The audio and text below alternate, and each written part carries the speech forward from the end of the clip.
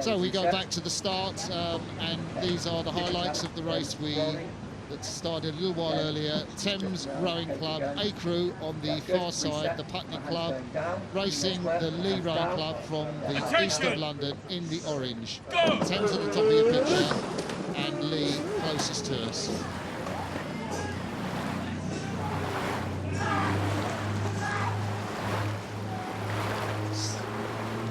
So that's a pretty good start by the Thames A Crew over on the far side of your picture. They're actually on the near side of the grandstands, depending what you're looking at. But at the moment, just edging it. An event from the Lee Rowing Club. Yeah, Thames had a stronger sort of first 20 strokes, but the Lee have come through strongly, and there's a real mix of experience in this Lee Rowing Club crew. From the three-man who failed to qualify for the last couple of years compared to the two-man. It's his 11th Henley in 17 years, so there's a real range of experience. That's a lot of Henleys, and I'm just looking now, I think that's Tony Brewer in the stroke of the River Lee 8. He's the closest to us, and Tony was in that fast Britannia for the Club for the Lee last year, and I think his experience is going to be invaluable. If you're wondering why Thames Rowing Club perhaps aren't so far up, there's Tony Brewer, nice shot of him, and you see behind him the coxswain of the Lee Rowing Club, Emily Buxo-Berge.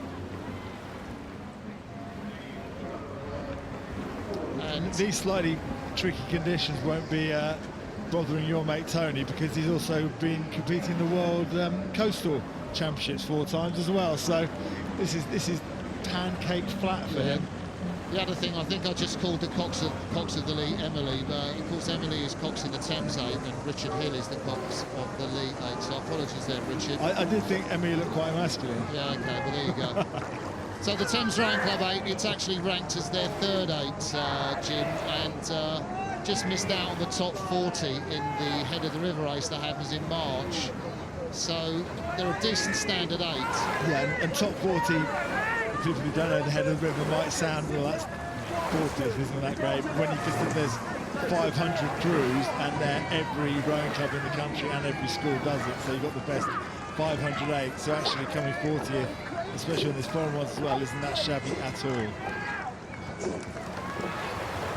So the pedigree of the Lee Club, the Thames just coming to view, that's a very comfortable lead at this stage of the race. Probably about a minute to go for the Lee Rowing Club. You can just see them in from our commentary position. About 350, 400 metres to go.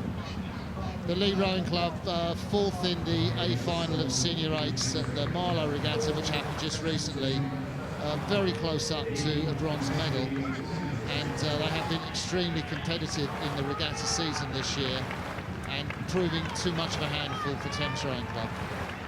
And they're also they may have a different range of experience, but all within sort of 5 to 8 years of each other in age, so they're all at a very similar stage of their life, which makes it easier to get together, to train, to have a real sort of common bond socially off the water as well. And Lee's always been a famous club for racing hard and playing hard, and they're racing hard for another day they can play later in the week.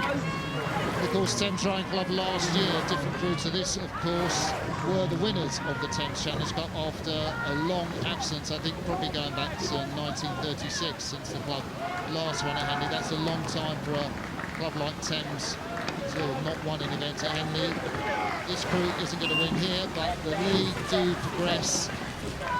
Men from East London score a very handy win, and Thames Rowing Club across the line now.